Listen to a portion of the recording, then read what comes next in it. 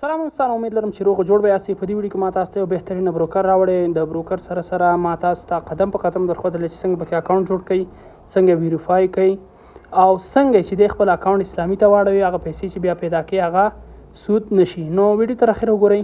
نو اسلامي اکاونټ تبدیلول چې د اخره کې دي، نو لایک او سبسکرایب له یاده ونه وځي. ښې چارې ځو د ویډیو په طرف.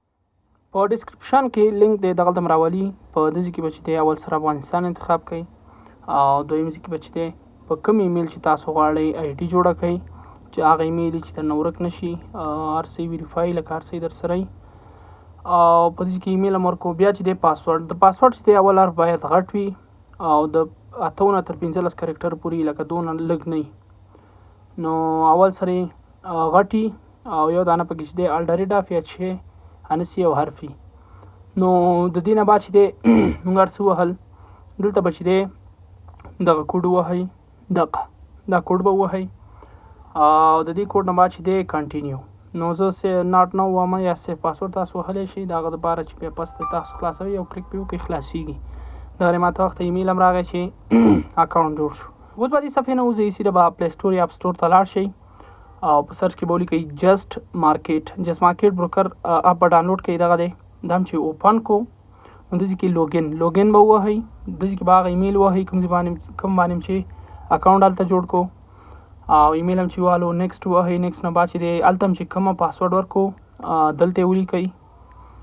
دلته هم چې پاسورډ ولیکو بیا نیکسټ ووهئ.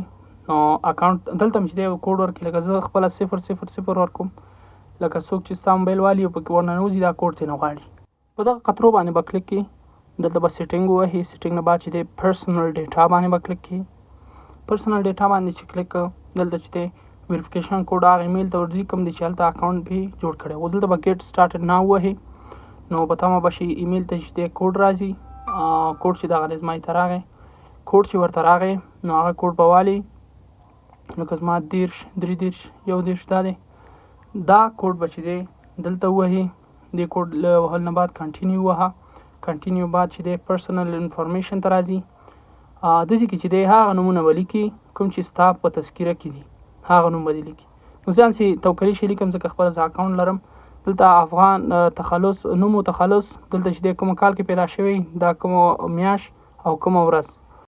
جنډر کې به میل انتخاب کړي. دلته ادرس، خپل ادرس به ورکړي، لکه عادي ادرس چې کوم ځای کې اوسېږي، لکه کومه حوزه کې کوم ځای ته نږدې خالي دغسې ولیکه.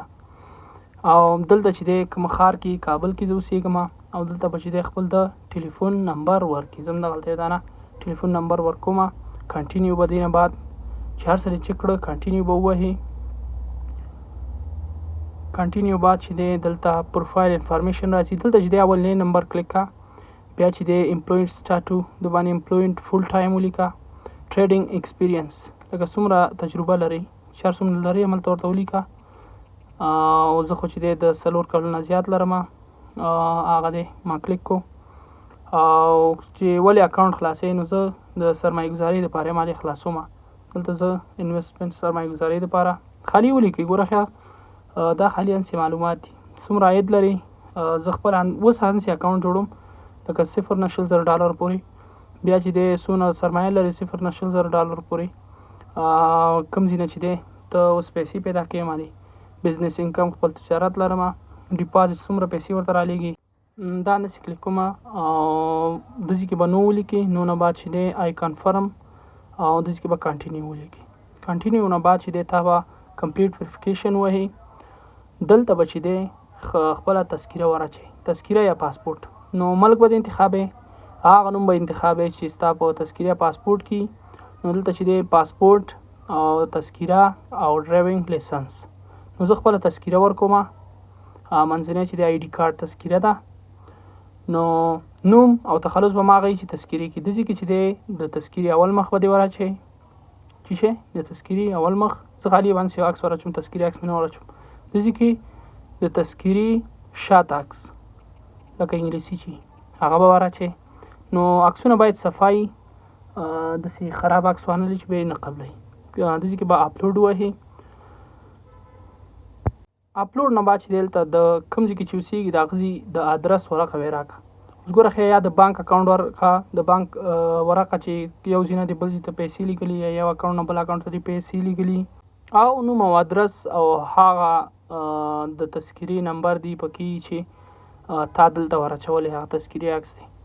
نو دلته چې دی الکتریسټي بل لکه د برق بلي او د ګازو بلي د اوبو بلي او یا چې دی د انټرنیټ بلي او د موبایل بلي لکه ایستري چې هغه کې ستا نوم ستا د تذکرې نمبر او تخلص دی په هغه سی لکه تذکره کړي چې نو دا شیونه که پکې ورچولی شي او یا د کوم ګورمنټ ایشو ډاکومنټ لکه شهادتنامه ولري یا هر شی چې که نه چې ستا نوم او ستا هر څه پکې نو بیا چې دی ورچولی شي دلته چې دغه دی کي ویریفای دی کي یا چې دی رجسټرینګ سرټیفیکیټ لکه کوم ځای کې چې اوسېږي د هغه ځای سرټیفیکیټ در سره وي چې ولا دغه ځای کې زه اوسېږم نوم هر څه دی پکې نو هغه به چې راشي دلته به اپلوډ د ډاکومنټ به ووهئ او هغه باندې چې کلیک کول ته به عکس ور واچوئ د هغه او عکس باید صفای نو اپلوډ به ووهئ نو اپلوډ نه بعد چې دی ستاسو چې دی هر څه قبلیږي او بیا ورته ایمیل راځي تقریبا په که شی نه هم صحیح ورچولي په 2-3 ساعتو کې ورته میسج راځي چې تاسو ویریفای شولی او بغیر د ویریفای ورته ډیپازیټ مه کوئ ځکه بیا تاسو ته ویډرا نه درکوي نو بیا ګوره ښه کله چې اکاونټ جوړ شي بیا دغسې کېږي دلته لیکي ګورې ویریفایډ که تاسو سره د بانک اکاونټ ورقه یا چې دی د برق بیل په خپل نوم باندې نه نو ما ته شخصي میسج وکړئ زه تاسو ته جوړوم دومره کومک در سره کولی شم او خبره د اسلامي اکاونټ شوه اسلامي اکاونټ که تاسو افغانستان کې هستئ که اسلامي ملک کې هستئ نو اکاونټ به مو اتوماتیکلی اسلامي او که اسلامي مملکت کې نه هستئ فقط ما ته میسج وکړئ هغه یو ایمیل دی چې ورته کول دي نو هغه فري سواب کوي درته او نور یو خواهش دی چې سبسکرایب مو له یاده ونه وځي واقعا زه دا څومره په سختۍ تاسو ته جوړوم او وخت هم نه وي خو بیا مننه الله مو ژوندي